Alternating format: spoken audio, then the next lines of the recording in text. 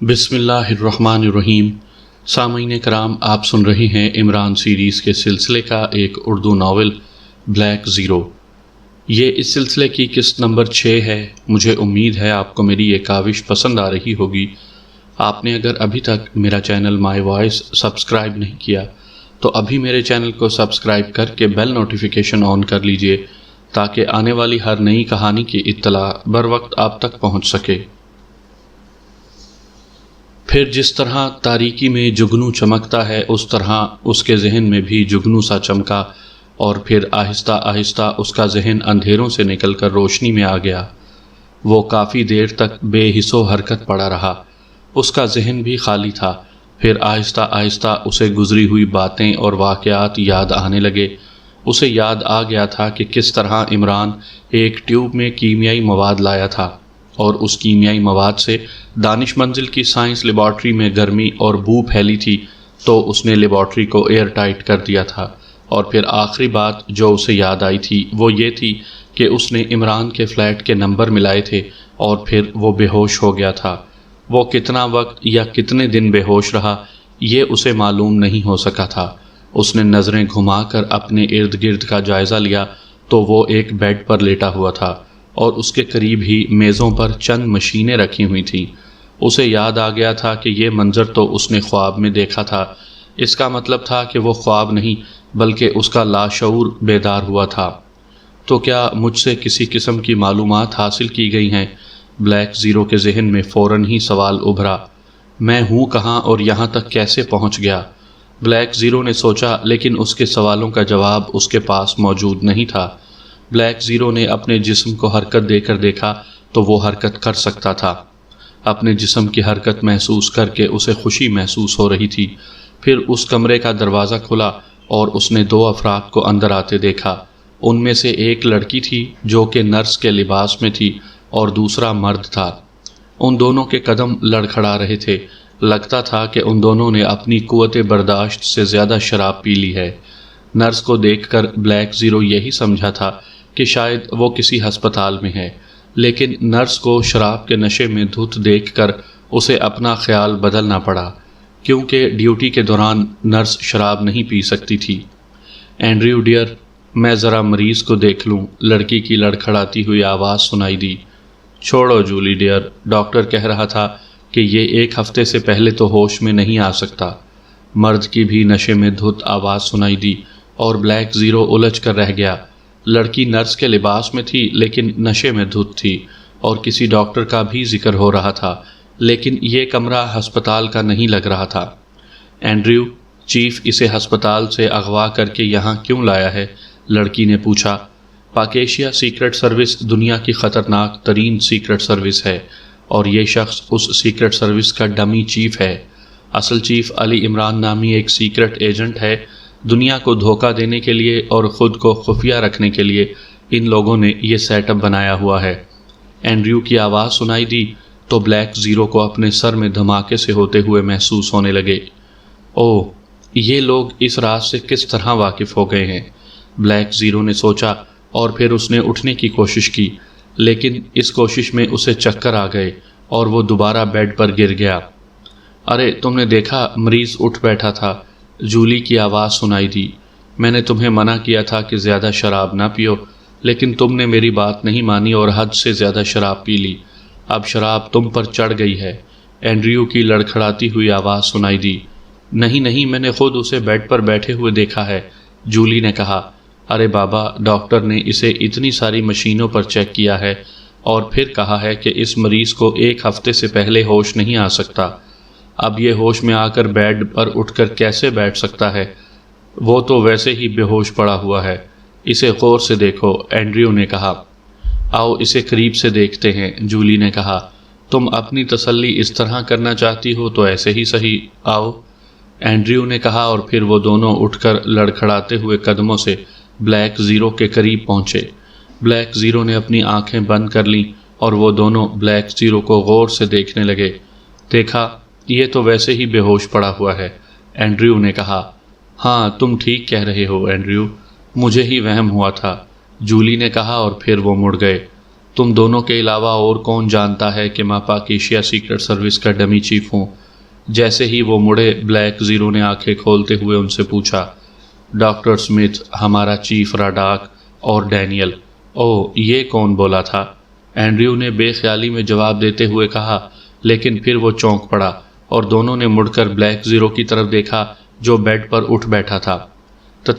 تمہیں ہوش آ گیا؟ تو تم ٹھیک ہو گئے ہو؟ اینڈریو نے بلیک زیرو کو ہوش میں دیکھ کر ہکلاتے ہوئے کہا۔ وہ اپنے حواس پر قابو نہ پا سکا تھا اور بے ہوش ہو کر گر پڑا تھا۔ تمہارا تعلق کس تنظیم سے ہے جولی؟ اینڈریو کے بے ہوش ہونے کے بعد بلیک زیرو نے جولی سے مخاطب ہو کر پوچھا۔ اب وہ بیڈ سے اتر کر کھڑا ہو چکا تھا۔ ہمارا تعلق کسی بھی تنظیم سے نہیں، ہم تو زیرو لینڈ کے ادنا سے کارکن ہیں، جولی نے کہا تو بلیک زیرو نے طویل سانس لیا۔ اس کا مطلب تھا کہ وہ زیرو لینڈ کے کسی ٹھکانے پر پہنچ چکا ہے۔ اس نے جولی کی کن پٹی پر خاص انداز میں اپنی بند مٹھی کی ایک انگلی کا حک مارا تو وہ لہرا کر فرش پر گر گئی۔ بلیک زیرو کو یہ دیکھ کر خوشی محسوس ہو رہی تھی کہ وہ پہلے کی طرح حرکت کر سکتا تھا، جس کا مطلب تھا کہ اس پر سے تابکاری کے اثرات مکمل طور پر ختم ہو چکے ہیں۔ بلیک زیرو کو اس کمرے میں ایک الماری نظر آ رہی تھی۔ وہ اس الماری کی طرف بڑھا۔ اس نے الماری کھول کر دیکھی تو اسے اپنے مطلب کی چیز مل گئی۔ الماری میں اسلحہ موجود تھا۔ اس نے 2 مشین پسٹل اٹھائے اور انہیں چیک کرنے لگا۔ مشین پسٹل لوڈڈ تھے۔ ایک مشین پسٹل اس نے اپنی جیب میں رکھ لیا اور دوسرا ہاتھ میں پکڑ کر ان دونوں کی طرف بڑھنے لگا۔ کمرہ اپنی ساخت کے اعتبار سے ساؤنڈ پروف تھا۔ ویسے بھی وہ مجرموں کی ذہنیت سے واقف تھا۔ وہ اپنی عمارت کا ہر کمرہ ساؤنڈ پروف بنواتے تھے۔ بلیک زیرو نے مشین پسٹل اینڈریو کے دل پر رکھ کر فائر کر دیا۔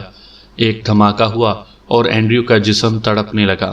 اس کے بعد وہ جولی کی طرف بڑھ گیا۔ سوری جولی، تم ایسے راز سے واقف ہو گئی ہو کہ تمہیں زندہ نہیں چھوڑا جا سکتا، ورنہ میں عورت کو مارنے کا قائل نہیں ہوں، بلیک زیرو نے بڑبڑاتے ہوئے کہا اور اس نے جولی کے سر کا نشانہ لے کر فائر کھول دیا۔ جولی کا جسم بھی تڑپنے لگا۔ اس نے جولی کو وہیں چھوڑا اور ایک نظر اینڈریو کے جسم پر ڈالتا ہوا دروازے کی طرف بڑھا۔ اینڈریو کے جسم میں بھی ابھی خفیف سی حرکت ہو رہی تھی۔ بلیک زیرو نے دروازہ کھول کر باہر دیکھا تو باہر ایک راہداری تھی جس کے دونوں اطراف کمرے تھے۔ ایک کمرے کے آخر میں راہداری بند ہو رہی تھی، جبکہ دوسرے سرے کے اختتام پر کار پورچ دکھائی دے رہا تھا اور پورچ میں ایک کار موجود تھی۔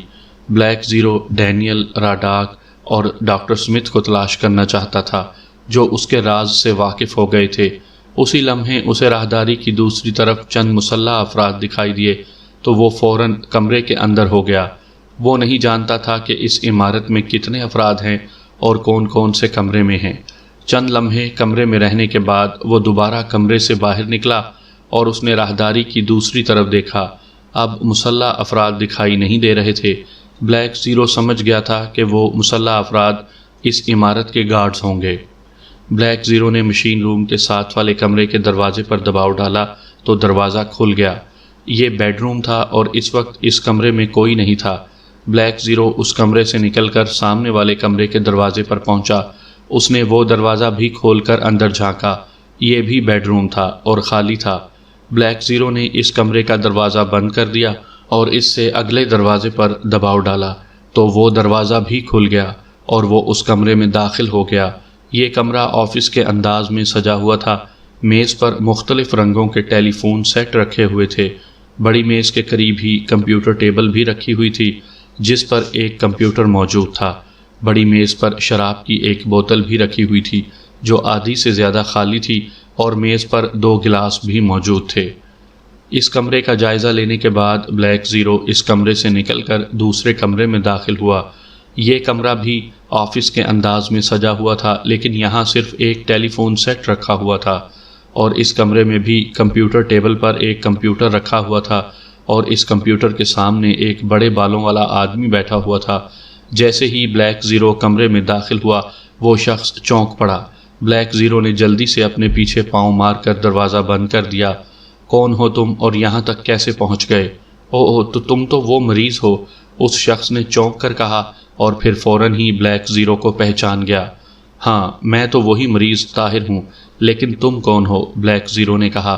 میں براڈو ہوں، لیکن ڈاکٹر صاحب کہہ رہے تھے کہ تمہیں 1 ہفتے سے پہلے ہوش ہی نہیں آ سکتا، براڈو نے کہا، لیکن اس کی حیرت ابھی تک دور نہیں ہوئی تھی۔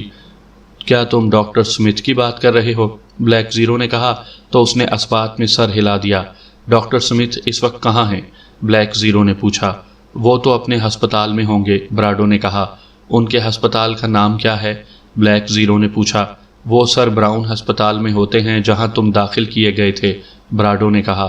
وہ چونکہ بغیر جھجک کے بلیک زیرو کے سوالوں کے جوابات دیے جا رہا تھا، اس لیے بلیک زیرو کو ابھی تک اس پر کسی قسم کی سختی کرنے کی ضرورت پیش نہیں آئی تھی۔ بلیک زیرو براڈو کے جواب سے سمجھ گیا تھا کہ ڈاکٹر سمتھ نے اسے ہسپتال سے اغوا کروا کے یہاں پہنچایا ہوگا۔ تم کیوں یہ سوالات کیے جا رہے ہو اور میں کیوں تمہارے ہر سوال کا جواب فر دیے جا رہا ہوں؟ براڈو نے بلیک زیرو سے کہا تو اس کے ہونٹوں پر مسکراہٹ پھیل گئی، کیونکہ اس بات کا خیال اسے کافی دیر بعد آیا تھا۔ تم سمجھدار انسان ہو، اس لیے میرے سوالوں کا جواب دے رہے ہو۔ اگر تم میرے سوالوں کے جواب شرافت سے نہیں دو گے تو میں اپنے طریقے سے جواب حاصل کر لوں گا، کیونکہ ان سوالوں کے جواب تو مجھے ہر حال میں چاہیے۔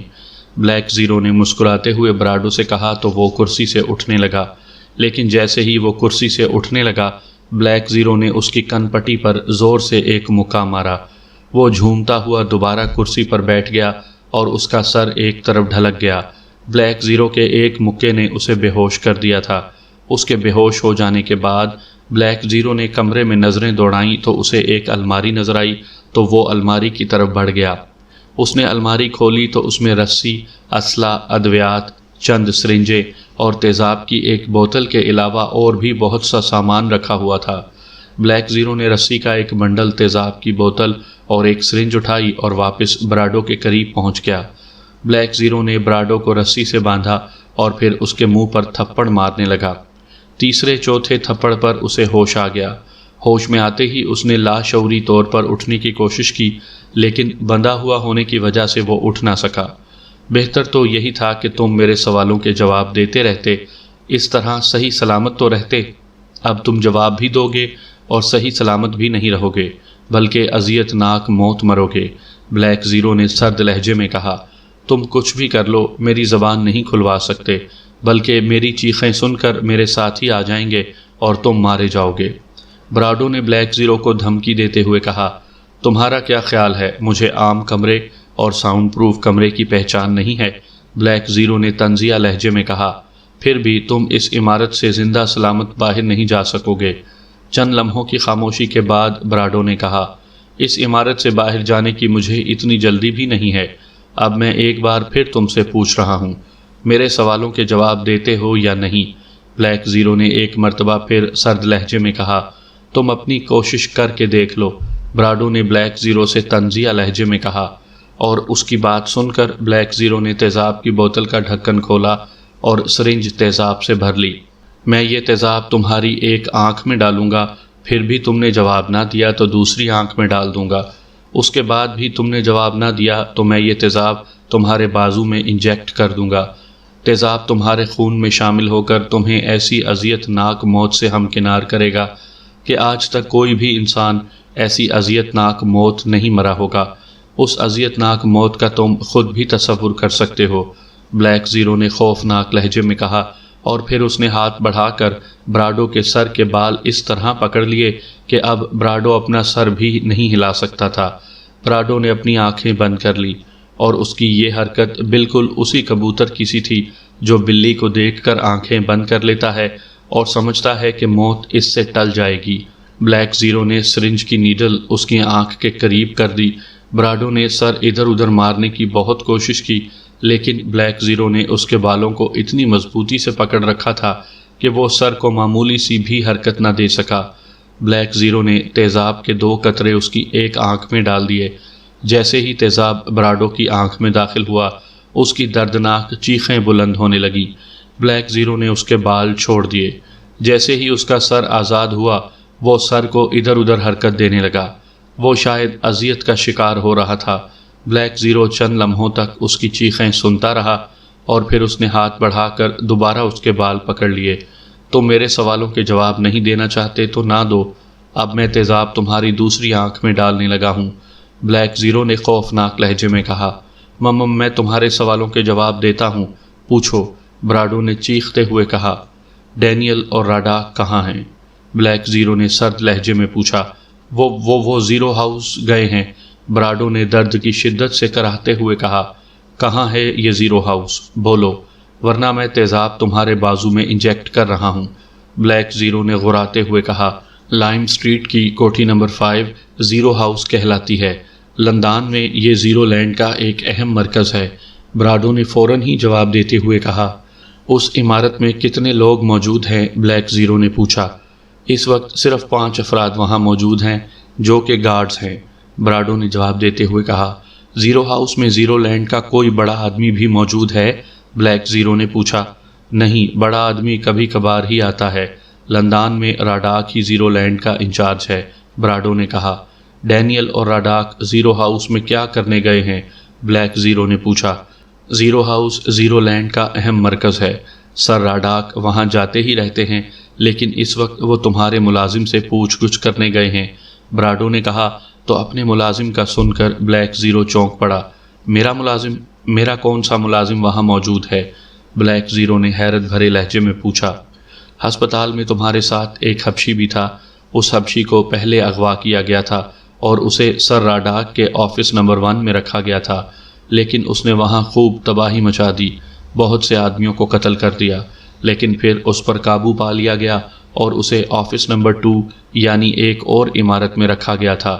پھر راڈاک کے حکم پر اسے زیرو ہاؤس شفٹ کر دیا گیا تھا، اور اب راڈاک اور ڈینیل اس حبشی سے پوچھ گچھ کرنے گئے ہیں، براڈو نے مسلسل بولتے ہوئے کہا۔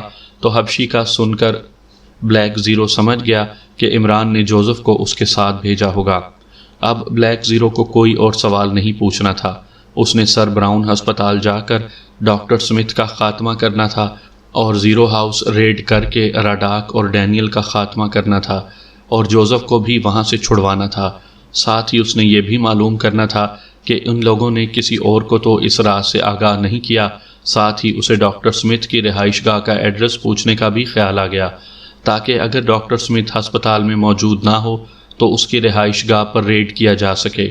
بلیک زیرو کے پوچھنے پر براڈو نے اسے ڈاکٹر سمتھ کی رہائش گاہ کا ایڈریس بھی بتا دیا۔ براڈو، تم نے میرے سوالوں کے جواب دے کر خود کو اذیت ناک موت سے بچا لیا ہے، اب تم آسان موت مرو گے، بلیک زیرو نے کہا اور مشین پسٹل اس کے دل سے لگا دیا۔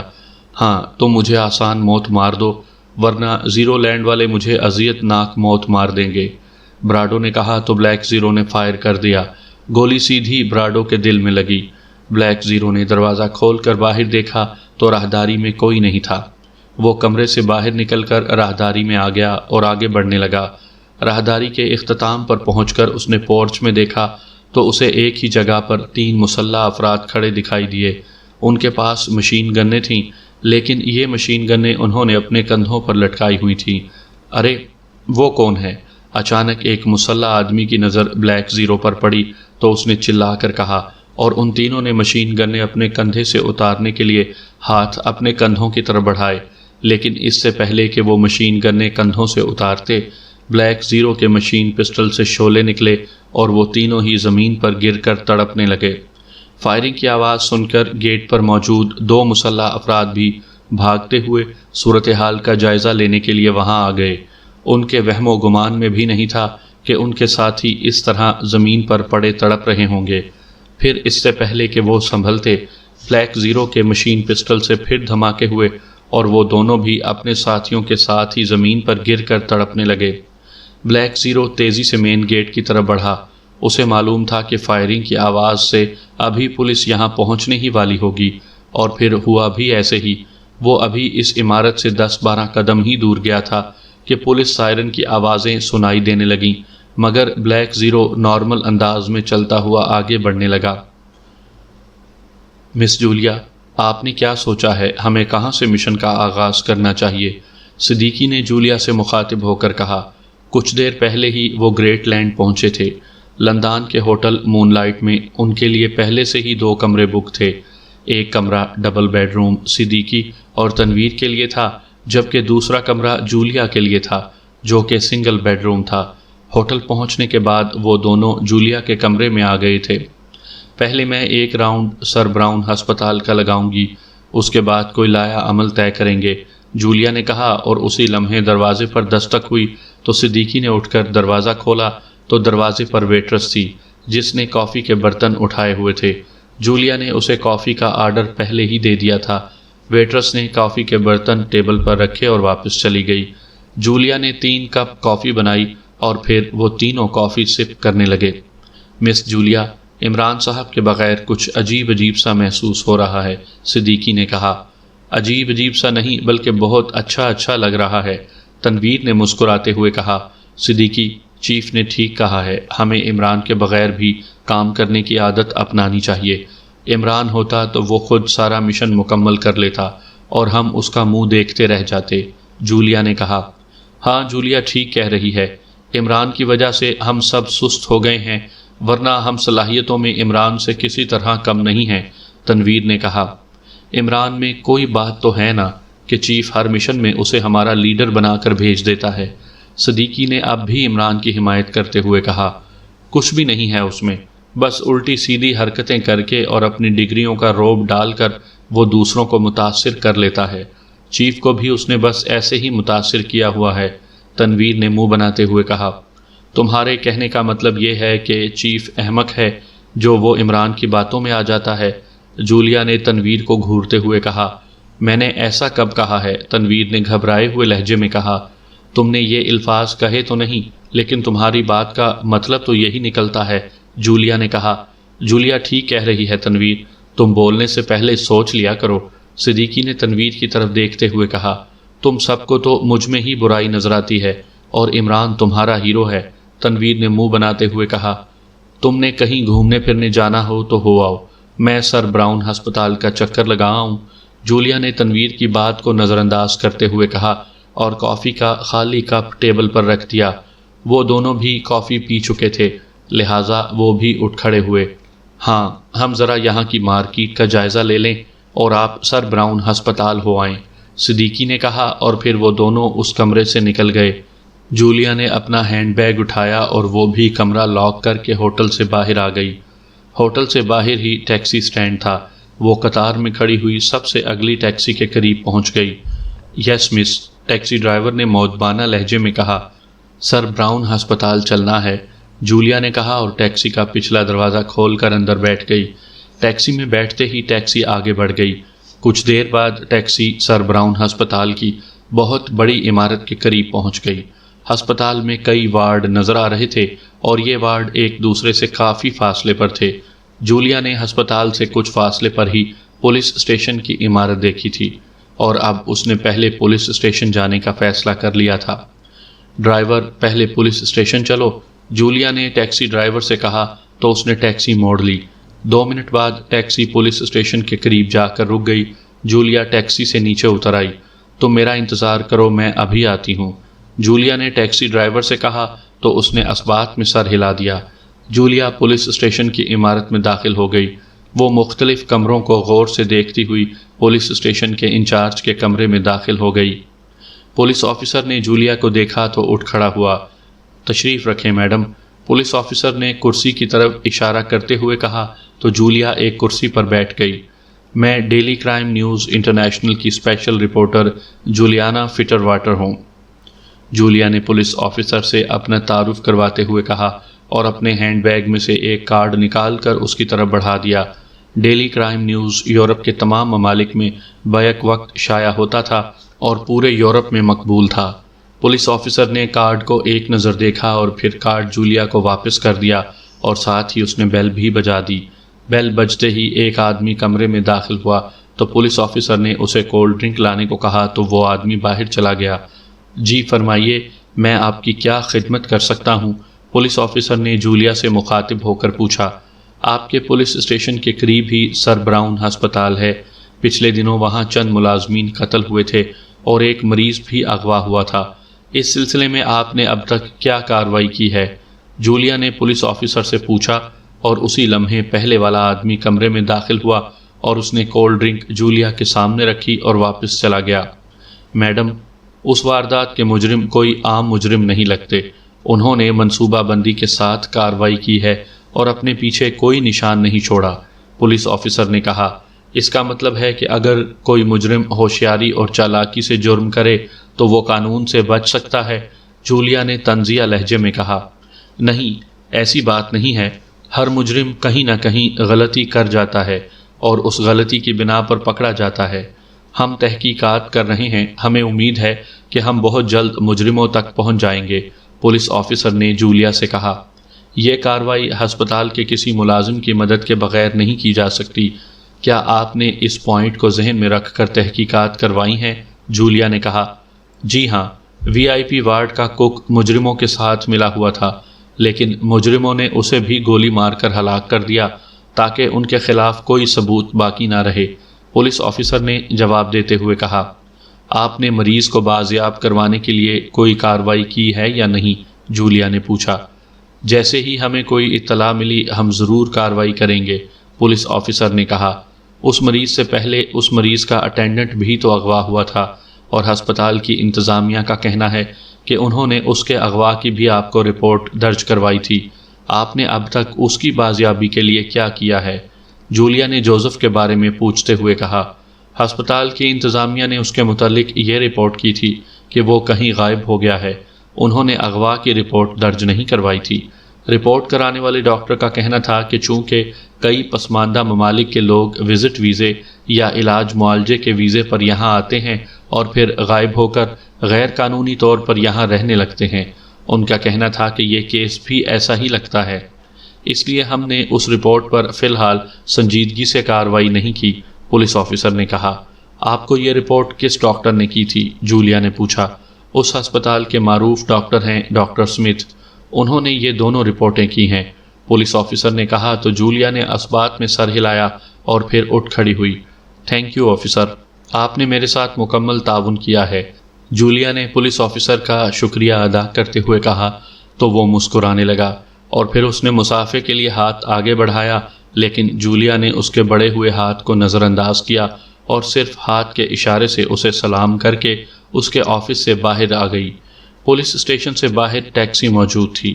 اب ہسپتال چلو، جولیا نے ٹیکسی میں بیٹھتے ہوئے کہا تو ٹیکسی ڈرائیور نے ٹیکسی آگے بڑھا دی۔ 2 منٹ بعد ٹیکسی سر براؤن ہسپتال پہنچ گئی۔ تم ٹیکسی وی آئی پی وارڈ کی پارکنگ میں پارک کر کے میرا انتظار کرو، جولیا نے کہا۔ اوکے مس، ٹیکسی ڈرائیور نے مؤدبانہ لہجے میں کہا اور پھر اس نے ٹیکسی پارکنگ میں روک دی۔ سامنے ہی ایک وارڈ تھا جس کے مین گیٹ پر وی آئی پی وارڈ لکھا ہوا تھا۔ جولیا ٹیکسی سے نیچے اتری اور گیٹ کی طرف بڑھ گئی۔ 3-4 سیڑھیاں چڑھ کر اس نے گیٹ کراس کیا تو اسے گیٹ کے قریب ہی ایک کیبن نظر آیا جس پر استقبالیہ لکھا ہوا تھا۔ جولیا کیبن میں داخل ہو گئی۔ درمیانے سائز کی میز کے پیچھے ایک کرسی پر ایک نوجوان لڑکی بیٹھی ہوئی تھی۔ مجھے ڈاکٹر اسمتھ سے ملنا ہے، جولیا نے لڑکی سے مخاطب ہو کر کہا۔ اسی رو میں روم نمبر 7 ان کا آفس ہے، لڑکی نے جولیا کو غور سے دیکھتے ہوئے کہا۔ تھینک یو، جولیا نے اس کا شکریہ ادا کیا اور پھر ڈاکٹر اسمتھ کے کمرے کی طرف بڑھ گئی۔ روم نمبر 7 پر پہنچ کر اس نے دروازہ کھولا اور کمرے میں داخل ہو گئی۔ کرسی پر بیٹھا ہوا ڈاکٹر ایک ایکس رے دیکھ رہا تھا۔